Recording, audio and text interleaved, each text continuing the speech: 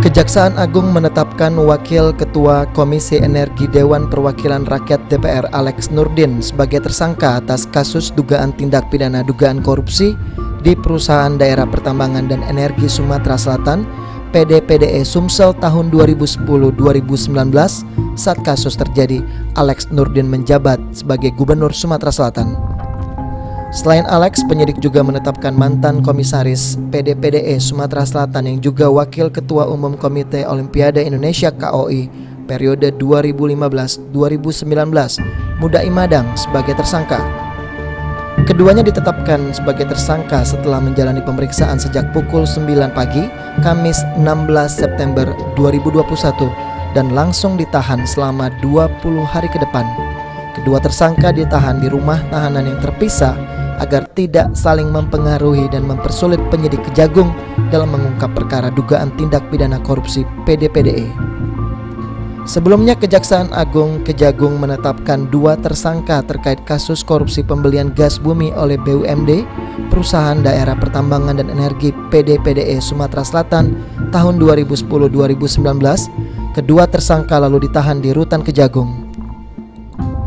Adapun kedua tersangka yang ditetapkan adalah CISS selaku Direktur Utama PDPDE Sumsel sejak 2008 dan Direktur Utama PDPDE Sumsel yang telah menandatangani perjanjian kerjasama antara PDPDE Sumsel dan PT Dika Karya Lintas Nusa atau PT DKLN.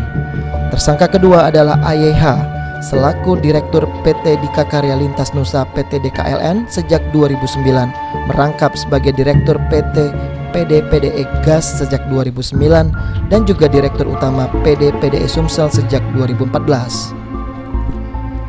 Kasus ini bermula pada tahun 2010 ketika Pemprov Sumatera Selatan memperoleh alokasi untuk membeli gas bumi bagian negara dari JOB PT Pertamina, Talisman Ltd, Pacific Oil and Gas Ltd, Jambi Merang, JOB Jambi Merang sebesar 15 mmscfd berdasarkan keputusan Kepala Badan Pengelola Minyak dan Gas BP Migas atas permintaan Gubernur Sumsel.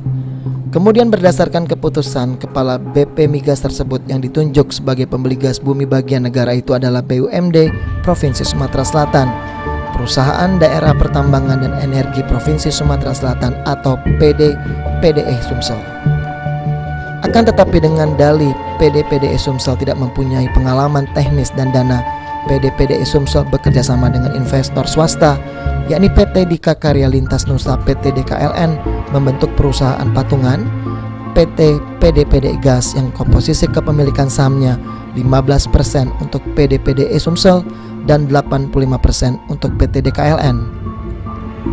Penyimpangan tersebut telah mengakibatkan kerugian keuangan negara berdasarkan perhitungan Badan Pemeriksa Keuangan BPK RI sebesar 30.194.452,79 sen dolar Amerika Serikat yang berasal dari hasil penerimaan penjualan gas dikurangi biaya operasional selama kurun waktu 2010 hingga 2019 yang seharusnya diterima oleh PDPDE Sumsel, serta kerugian negara sebesar 63.750 dolar Amerika Serikat dan 2.131.250.000 rupiah yang merupakan setoran modal yang tidak seharusnya dibayarkan oleh PDPDE Sumsel. Tim Liputan PAL TV.